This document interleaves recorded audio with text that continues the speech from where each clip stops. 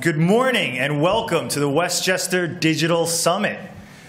This is our second event. We're thrilled to have everybody here today at the lovely Ritz-Carlton in White Plains, New York. Hopefully everybody had an opportunity to get some breakfast, get a little coffee in your system. We've got an amazing lineup today. Really blessed with the speakers and panelists that we were able to curate for you throughout the course of the day. Thrilled and honored to have everybody there. My name is Dessi. I'm the CEO of Silverback Social and the founder and co-producer of the Westchester Digital Summit. So honored today because, as a brief aside and a personal note, hopefully at the end of the day you'll be able to walk away with actionable items for your own business and for yourself as an individual on how to leverage digital marketing for yourself. And part of the story there is the genesis of the Westchester Digital Summit. I had an idea that I thought would be compelling to leverage a summit that could help educate people on digital and how they could use it for their own businesses and for themselves personally. And all I did was go to GoDaddy and type in Westchester Digital Summit. And I went, oh, well, curl my tail and call me Porky. I guess I'm producing the Westchester Digital Summit. And I leveraged all the tools throughout the course of my career that I had learned, 90% of which were free. And just through sweat equity and the wonderful team at Silverback Social and Zanzarella Marketing, we were able to bring this event to you. So I hope that you use that as inspiration. I hope that you learn a lot today, and hope you're equally inspired by this wonderful thing that we call digital. I know that in other events, people might say, turn off your phones.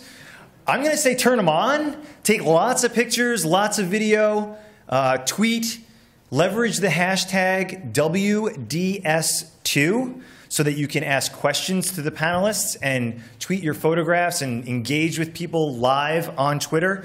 We just ask that you turn those phones on vibrate. I'd like to thank some of our sponsors, particularly Co-Communications, who've done our wonderful PR for this, the Westchester County Business Journal, a specific call out to the Business Council of Westchester and Marcia Gordon and her team. Thank you so much. When we conceived of the summit, the Business Council of Westchester were the first sponsors that jumped on board and believed in the vision for this. So we're grateful for them and their support. We'd also like to thank Kevin Plunkett and the Westchester County Office of Economic Development, Skyline Genesis for the beautiful signage when everybody came into the event this morning. Skyline Genesis has done an incredible job, as well as On-Time Transport. For those of you that came up from the city today, and for our speakers and panelists that have a car service, On-Time Transport has been absolutely spectacular. So I'm going to take a minute and introduce a gentleman from a company called Serendipity Labs. I don't know if anybody from Westchester is familiar with them, but they are a co-working space based in Rye, New York. John is absolutely wonderful. They offer co-working memberships for high-performance meetings and project teams. If you haven't been to the space in Rye, I highly recommend that you visit it. It's absolutely an inspiring space to be in with a unique co-working rub. I've presented there. I've had the pleasure of meeting John's lovely wife, and it's like family there. It's really a wonderful place. If you're an executive that works in the city and lives in Westchester, I highly recommend that you get to Serendipity Labs. And if you have additional questions about Serendipity Labs, they have a table out here in the hallway. So John is actually going to introduce our morning kickoff speaker. So I'm going to introduce John Arenas, the CEO of Serendipity Labs. John, come on up. John Arenas, ladies and gentlemen. Thank you. Thank you. Thanks for sitting through a little bit of an advertisement there. But I do want to say that I'm very glad to be here, and I'm also glad David's here. Thank you, Chris. So in entrepreneurship and the digital age, we measure time differently. We measure it in not necessarily in hours or days or weeks, but in getting things done. And I've known David Kidd, our next speaker, for 6 companies, 3 of his and 3 of mine. In that time, he's built and sold venture capital companies that are, venture-backed technology companies. He's wrestled with the biggest and baddest strategic partners, which we all know can be fun. Careful what you wish for. And he's also, in his spare time, become a New York Times bestselling author twice. So he's got a bit of energy. You'll see that in a minute. If that wasn't enough, David curated a bunch of the world's leading entrepreneurs and wrote a book called Startup Playbook, in which he really titrates out the best plays and the common themes of success in business. So another key source of information that David could share with us. His current project is a company called Bionic. And Bionic is really a company that is a platform that helps companies develop game-changing innovation, which is really the thing. It's the intellectual capital put to work that gets competitiveness in the right place. It's not about cost savings or about the little things. It's about the big ideas. So David is actually helping companies move those ideas forward in a way that reflects this, as he would say, the stupidly hard approach that entrepreneurship really is. So you're in for a big treat. I'd love to welcome David to the stage now. Thank you.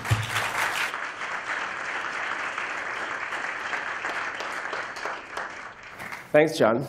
So I know it's a family place at Serendipity Labs, but it's also a very edgy, cool space. So it has a lot of kind of modern feel to it. So make sure you check that out. I'm going to talk a little bit about my own journey in building companies, but also about this last book, this last project we did called the Startup Playbook, which is now sort of one of the models that's doing transforming a couple of really big companies like GE and Boeing and Cisco and others, a new operating system. But just very quick show of hands, how many people actually are building their own startups right now? Like, is there a fair number of them? So we got about a dozen. And who works for big companies in the room? Okay, so we have a good mix here. So what we're about to share sort of applies to both a big company like GE, but also in the ideas you select, but also the companies that you're building. And if you're curious about like how big ideas or little ideas get big, both in revenue and size, this will hopefully share some things. Just very briefly, I've done, my wife is here, which she doesn't get to see me speak a lot, which I do too much of it, except for home, which sort of drives her nuts. But she's here to listen with great amazement, I'm sure. So we've had 3 kids. This is the biggest startup we have. We have 3 little boys, 3, 6, 8. This is where most of our time and energy goes into. And in my professional life, I've had a bunch of startups for over the last 20 years, kind of a small, medium, and with a team, a large exit, plus also soul-crushing failure. So I've had the whole journey in doing this, and this is part of the way it works. And on the side, wrote a bunch of books and been in boards and helping build companies as well. I also do a bunch of angel investments, about 20 plus in the last couple of years with a fund called Alt Option Return in the city. So I love this quote because this is a lot what it's like to build things, whether it be big or small. It's just, as Elon says, it's like eating glass, and this is true. And in the beginning, there's all these fantastic, elated types of experiences where you launch and you raise venture capital and you start hiring your first teams, you get your first space. And then the balance of that journey is typically through grinding failure. It's in the valley, and that's where most of our effort goes, and where the kind of ugly teenage years that we face in building companies are experienced. And so when you pick your idea, picking well, choosing well, both the space and what you're good at is a big part of how to cross these mini chasms really well. And so in my last company, where we kind of grew from 0 to 180 employees really fast and raised over $35 million in venture capital from some of the best VCs in the world, we went through our ugly teenage years, and it was hard. And having come off a bunch of other startups, I realized that my investors had a huge advantage over the entrepreneur, me in this case. And their advantage is that they get to see the same journey 100 times in their career. So they have incredible context for what works and doesn't work. And in this type of experience, when you're building it for the first, second, or third time, you get to do this one at a time, whereas the investor gets to see all of this context and how to get out of these challenges. And so what I did is I set out about 4 years ago to go interview a bunch of my friends and their friends to understand, like, what is the difference? Like, what are the big lenses they view the world through that lead to exceptional, extraordinary outcomes?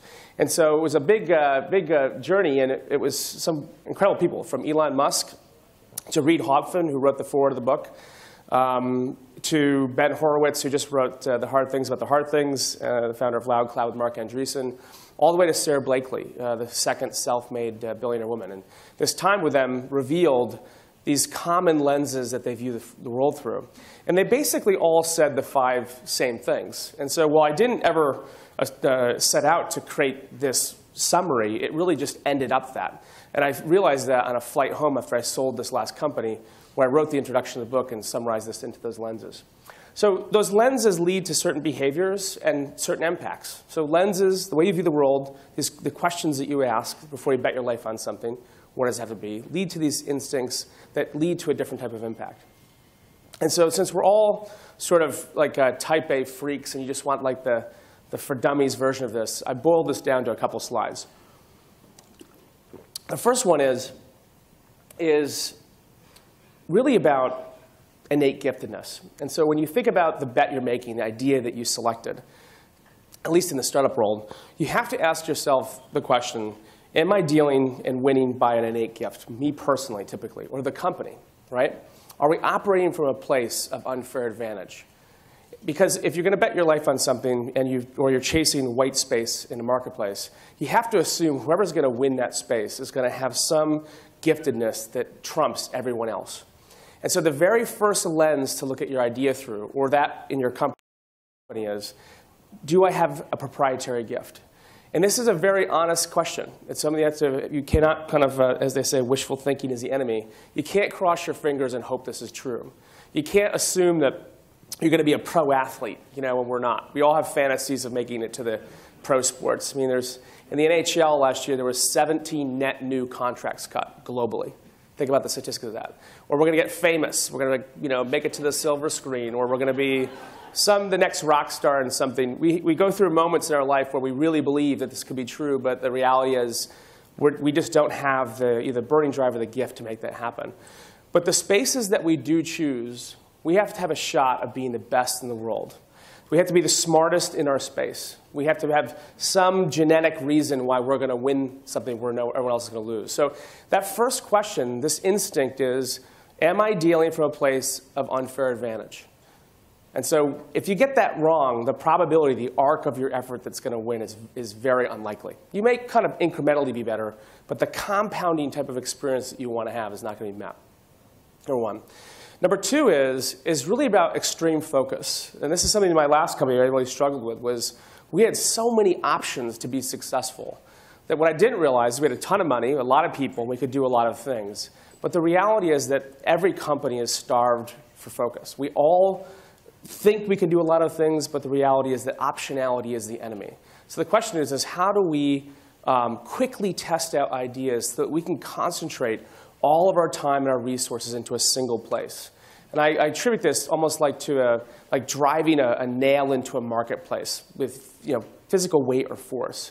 It takes so much energy and concentration and time and money often to even get that one grip on a space that if you dilute it across too many channels or too many options, the probability of success, you're going to be successful is low. And so your job is, how do I get that extreme focus into that single big idea? Reed talks about this in the Startup Playbook. And it's really what he's bet his life on. And at the story of LinkedIn versus Facebook, LinkedIn actually started before Facebook, built off the same patent with one of our investors, Peter Thiel. And there was a time when they were both neck and neck. And then they put pictures into the feed. And there are kind of 1 million, 2 million, 10 million users. And then Facebook took off to hundreds of millions over a period of about 12 to 18 months, while LinkedIn, everyone thought was gonna die. And so now there's a big question if LinkedIn really isn't the most valuable social network in the world long term. But that's because Reed stayed focused on what his innate gift was his professional marketplace. He didn't chase press releases. He didn't chase someone else's dream. He didn't chase the competitive landscape. He didn't suffer from the sin of comparison. And so that focus benefited him, and it benefits any company who's trying to accomplish what's innately them. You got to be, what the instinct here is to be patient. It takes a long time to build companies. It typically takes 2.5 to 3.5 years of hard work and near destitution to get enough critical thinking, experience, and knowledge to know even who you are into the world, into the marketplace. And so it doesn't happen overnight. There are stories of a company kind of going 1, 2, 3 years and getting to an arc of growth that's extraordinary. But the probability that $1 billion company happens that way is about 0.0007 statistically. So again, patience is a big part of this, so both in your capital and your focus. The third thing is, and this gets harder as you go through, is to build painkillers and not vitamins. And so this is an important question to ask yourself both in your big company and your startup is, Am I dealing with a customer's chronic, lifelong, compounding, malignant pain? Or am I elective? Am I a vitamin? It's a very important lens to think about your idea through, right? Vitamins are important to take, but most people don't take them. In fact, how many people in the audience took vitamins today? Raise your hand. Okay, who wants to be in the vitamin business? Okay, so just a simple kind of funny test, but the point is, when you're dealing with customers who are rich and in pain, it's a lot easier to grow. And that goes also for the consumer marketplace as well. This lens filters out wishful thinking. When you have a great product and your adoption rates are high and then people quit, it's because you're probably not dealing with a chronic pain in their life that they believe to be true. And Jay talks about this, the founder of Priceline. He's an amazing entrepreneur. He's sort of one of the kind of Thomas Edison folks in the world today, definitely in the United States, and founder of Priceline and Ted Med and Walker Digital and others. And he just talks about recognizing that painkiller idea has to be true to both the people who are close to you and far away from your product. So if you're not sure that you're getting the right information, you're typically getting it from people who are biased and confirming your bias. It's yet to go to people who are very far away from your idea, who can validate that they're also in the same type of pain. And that tensile strength typically leads to great outcomes. So the instinct is seek chronic pain and focus on building value there, both in the B2C space and the B2B space. So the first three lenses, right? So proprietary gift, unfair advantage, with extreme focus on a single big idea that's an actual painkiller. That starts to narrow down our selection of the things that we want to bet our life on, from typically 100 ideas to typically 5, right? Very few things pass through that. Now the job really starts, and this is where we get into execution. So ideas are dime a dozen, and most businesses are built straight up on execution. And you should assume that quite rationally about your own business. And so what you need to think about is what I'm making 10 times better than anyone else in the world? Is our obsession so focused on something that no one else can make? If we sold this company for assets, that the pillar of what holds it all together would literally be 10 times better than anyone else in the world. And that's not going to happen overnight, but you have a very, very clear path for that being a reality. If it's 1 or 2 or 3 times better than someone else, that's called incrementalism. That might last a little while, but eventually everyone will catch up. You'll turn into a commodity. And then the downside of commodity is that it's typically a race to the bottom that you're going to win, and that's a bummer. And this is something that Elon talks about all the time, and he's obviously, I think he's probably the greatest living entrepreneur in the world next to Jeff Bezos, but he talks about the idea that great companies are built around great products. And so if you think you're in a CEO seat or the founder and you can outsource your product development, you can outsource your marketing, you're just too far away. And even Elon, as busy as he is with 3 billion-dollar companies in the market today, SolarCity, Tesla, and SpaceX, spends 75% of his time on the shop floor constructing and building. So think about that. Like, if that is the case, what is it on us to go back and handcraft our business so that we can understand on a first-person basis what is the pain with our customer that we're dealing with? To do that, we have to think radically different. You don't want to be inside of a marketplace where you're sort of rubbing basis points of difference. We're incrementally better. We're 10% better. We're 50%. And that's a problem with a lot of marketplaces, that you think the competition is really about effort. And effort creates value. That's a huge mistake. If I work harder and I create something better, then I'm going to win. The people who win disproportionately think about the value and the impact on the customer. And they think about, how can I shift a marketplace to that value and dominate it? Does that make sense? Okay? Incrementalism, competition can't be mistaken for value. Value is created in places where we understand better than anyone else a proprietary insight that we dominate. That's how you end up with things like Apple and existing marketplaces. To do this, you've got to maintain a rational optimism. Pathologically optimistic in energy is actually very dangerous, right? You have to be someone who can listen to your own voice, listen to the customer's voice, and let that voice beat out whatever optimism you have that you're right. It's really a very humbling journey to go through this. The fifth lens is to be a monopolist.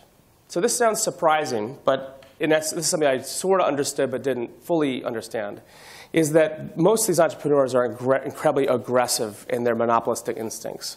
They put their hooks in customers or people, or they design in implicitly or explicitly features or experiences or functions so the customer can never leave. Because at some point, whether it be 2, 3, 4, 5 years down the road, even if they love you, it's going to become about price. There's going to be leadership changes. They're going to find a way to change. And so you need to be aggressive about how you design in permanence in the life of that customer. So when you put your organ inside that new organ inside of a company, you're rewiring them around you. You're changing the blood flow. And this is a very implicit thing you need to do to actually sustain high growth. And this is only true if it's true, right? So this goes back to the point about wishful thinking is the enemy. So the thing that should keep you up at night is not how well is my product doing, how well is my team doing, all those are important things. It is, as a company, are we dealing with the truth? Am I getting to the truth? Am I designed to have the conversations that are critical of the product or critical of our marketplace, that are sometimes difficult to have, but I'm dealing with the truth? Because if it's not true to you as the founder or the leader, it's not going to be true to the team, and it won't be true to the marketplace. You won't be rewarded. So that axle that everything spins on is so critical to get right with your team and how you're organized, so that when it's true, and it's true to your team, it's true to the marketplace, the reward flows, and it's a very special outcome. So the big question is, very often when you start these things, is like, should we even do it? Not can we do it, but should we do it? So that first year, your job is to validate and to confirm that this is a great idea through some of these lenses, right? It's a should, not can question. You have to be very objective about this. All right, so I want to talk a little bit, close on this, about some of the impact. I can go back, sorry. The impact of adopting these new lenses and what happens around this journey. The first thing is that you recognize that most of your journey is going to be in the crossing the chasm. It's going to be an ugly teenage journey, right? And so by accepting that, you know that the highs are highs and the lows are really low, and that's mostly where you're going to figure things out. That's where the resourcefulness comes in, and you accept that. The two is that we have to build outside in. We got to build it backwards. All that matters really is the value and the impact you're having on a customer of what you're making. You come in with an idea, and that first business idea never survives first contact with the customer. And so what's true is, what is that customer willing to exchange in value based on the value that you give to them? And that very simple question actually is what the entire idea of the business hangs off of. And so when you get lost in your business about wondering why it's not working or it's not growing faster, it's typically because of this problem. You're no longer building outside in. High variation, cheap failure. Low variation, big companies are so Six Sigma into oblivion that they actually can't accept any risk. You actually pay the whole organization to stop growth. Because growth happens and risk happens out of high variation outcomes. High variation. So how do we make learning velocity happen? We make it cheap. We can deal with failure when it's inexpensive. So the highest violation of trust is when I do expensive failure, because then people stop learning or they can't deal with it. They can't deal with the hope and reality when it's so far apart. So what we want to seek is a high variation, cheap failure outcome, to be able to run down those dark alleys and come back. And that's where we get extreme focus. We can pick off options so we can concentrate our focus very inexpensively in a single spot. And new learning. You're coming into these businesses with biases, with hope, with data that you had from the past. You really honestly should expire that data set. You should really work off of new, quickly earned validation in the marketplace, so you're dealing with fresh facts. And typically on a data set, data older than 13 to 18 months is typically where it goes to zero. And also on a forecast basis, after about 3 years, any venture capitalist will tell you that the data is basically worthless. So you have a 4-year window, 1 back, 3 forward, in which is your time set. And also your assumptions should have the same window of validity. So the things that you're basing your business off of, and you should take some thoughts into this. What are the key assumptions that I'm trying to bet my whole life on here? Are they true? And if they're not true, how do I find out if they are? And that you can use very simple first principles logic to go do this. And if you haven't read The Lean Startup by Eric Ries, I would definitely read that book. And it takes patience, as I was saying before, because that 2.5, 3 years, if you're looking for that hyper growth, and this comes out of the Startup Playbook in these conversations, it typically happens because of something outside of you. So your job is to pick a spot in the world where you're innately gifted and you get focus, that you're building a painkiller that's 10 times better in your execution. And what your job to do is to identify what are the things outside of me that are leading to extraordinary growth. This is sort of the question I asked the founders in the Startup Playbook, which is, what percentage of your outcome is just good fortune and luck? Whether it be Elon Musk or, they're half the book is billionaires, or Rodney Brooks of iRobot, the founders of Zipcar, Tony Hsieh, they all said about 75%. So think about that. 75% of the reason of all the money they have in the bank account, all the success, has nothing to do with them. So that means that we all have to work our tail off. We all have to be smart. You have to be picking your spots well. And then you have to be relying on this factor, which is it's probably outside of you that the success is going to come. So our job is to find that and have enough elasticity in our thinking and our focus to be able to bolt ourselves onto those trends that actually transform into extraordinary growth. And so it's an important kind of cathartic way to look at how big things happen in the marketplace. Also, just the speed of our decisions. This is an example, very simple slide on slow decisions versus fast decisions. Some are gut instinct, some are just on our own decisiveness. So the hard yellow line, I'm colorblind, so I'm assuming that's yellow, maybe it's green, is reality. This could be a bad hire, could be the marketplace, could be a customer leaving you. And there's two ways to look at this. One is I can slowly give that person more chances to improve, or I can slowly try to get more customers in the door, or I can recognize it for what it is, which is I've hired the wrong person.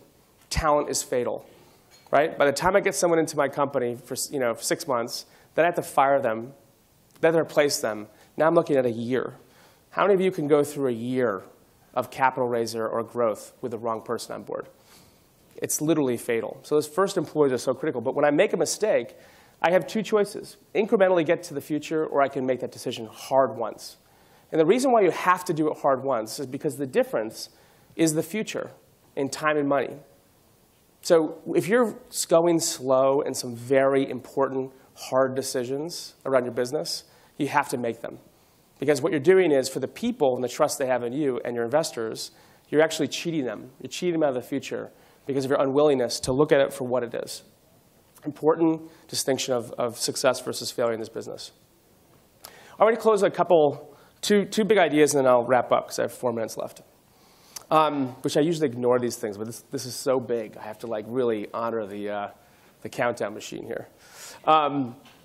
So there's this great book called Top Dog by Poe Bronson. If you haven't read it, it's sort of like Freakonomics for managing teams. And it's all about behavioral economics. And this applies more to big companies than small companies, but it is still true, which is playing just not to lose is a really bad statistical idea. Just doing enough to win, but not necessarily going all in, okay? Taking a half risk, right? A half measure towards success. And they use the example of the psychology of sports, and mostly because you have pure behavioral economics in play, a shootout. So in soccer, hockey, or other sports, when you have a tie score at the end of the game, they do a shootout. And in soccer, you have 5 shots, almost equal distance to the goal, 12, actually it is equal to 12 yards, a 72-yard target, 72 square yard target, and everyone kicks the ball roughly the same speed, around 60 miles an hour. And in each of the counts, they go in 5, 4, 3, 2, 1 against each other. But the first kicker has an 85% chance of scoring, both teams. But what happens in the dynamic behavioral economics of this is that as you go through the count, right, the statistics actually break in the favor of the winner or losing in the heads of the kicker. So that the kickers that actually recognize that they're either tied 0-0 or they go up a goal, they basically have nothing to lose. And the probability they score goes from 85 to 92%. But if you go in having to win the game, if you have to go into that and you go down by a goal, the probability you score goes down below 60%. So you literally cannot win.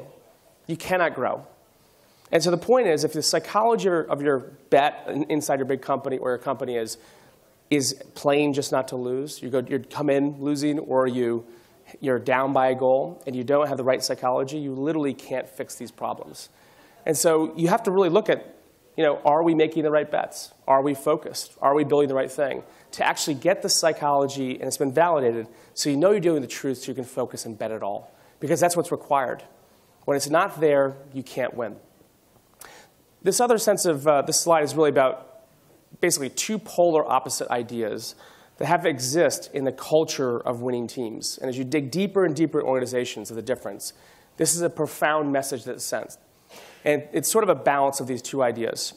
They say that genius is the ability to hold two opposing ideas at your mind at the same time and reconcile them. And this is an example of this. On the one hand, you have the story of Steve Jobs when he was alive around reasons don't matter. And the story is, true story, he was in his conference room, and he had a garbage pail full of garbage. And he was a neat freak and a privacy freak. And he goes and grabs the janitor from wherever he was, and he brings him back, and he wants to blow him up. And he asks him, why is there garbage in my conference room? And the janitor says, I'm sorry, Mr. Jobs, but the locks were changed. I couldn't get in. And he thinks about this, and he says, that is a good reason. Don't let it happen again. That's a setup to the larger story at Apple, which is there's 75,000 employees, but there's only 15,000 in the corporation. The rest are all in retail. So it's actually a very small business relative to the size of the revenue, right? The size of the cash and the growth. It's pretty shocking. In that company, there are less than 70 VPs. There's a handful of SVPs, and there's Tim Cook. So it is a flat organization. So when you become a VP at Apple, it's like becoming a general in the Army, not different statistically. And so when you became a VP, Steve Jobs would bring you in his conference room, and he'd tell you the story about the janitor and the garbage can. And then he'd tell you this. Somewhere between the janitor and me, the CEO, reasons don't matter. And they don't. And it takes a long time to learn this, both in your leadership, but as a CEO, is that you own the outcome 100%. And even in the organization, is that when things get close, when things are starting to fail, everybody starts looking around. It must be some other reasons. And the truth is, and this is true of venture capital, having raised a ton of it, it doesn't matter. Nobody cares. It either happened or didn't happen on your watch. And if you're wondering why the growth hasn't shown up for your efforts, it's probably because that hasn't moved inside of you. That buck stops here. That's what it means. Complete ownership. And you got to push that in an organization. And on the one hand, that sounds great, but it's also a little bit unrealistic. You want that as a cultural norm, but you also need to create freedom. And this is the opposite side of this, which is permission. In my last two companies, we've come up with this rule called the 7-to-1 rule. And what it is an impossible ratio of good to bad. We try to do 7 times as much as good as we do bad. And what we recognize is that people, products, and data are going to fail. We're going to fail each other. And in those moments of failure, we have to be in a relationship with someone where we can go in and have a very direct, honest conversation and not have them fall apart. We've got to be dealing with the truth. And the way you do that is you have to have the ability to forgive each other and move on. It needs to be implicit in the organization. You need wind at your back. It's so stupidly hard, as John pointed out, to build these companies that if you have wind in your face, it's called contempt. Like these companies and these ideas can't survive. So you need this balance. You need incredible ownership, unrealistic ownership, and you need extraordinary ability to move forward challenges contempt-free in a ratio of good to bad that the company survives through forgiveness. And that's really what you give, and it makes sense. I'll close with this, is that there's a lot of ways to make money that have nothing to do with technology. They can do with services, and there are marketplaces that are just incredible. Social's great, but there are other places in the world that create value that if you want to be decisive, you got to back up and consider all of the options of the outcome, right? Every option is available to you to create the growth you want. But if you don't start with that one thing about that unfair advantage, that innate gift, the probability you get there is not going to happen. And so I want to just encourage you to think about the innate gift, the unfair advantage in you, and this point, which is there's a lot of ways to have success. But I hope you, in this journey, that you greed what is good. Because when that value exchange is good, a lot of extraordinary things can happen. So I hope you enjoyed the conference today. Thank you, Chris, for inviting me. And thanks for the wonderful introduction by John. Thanks.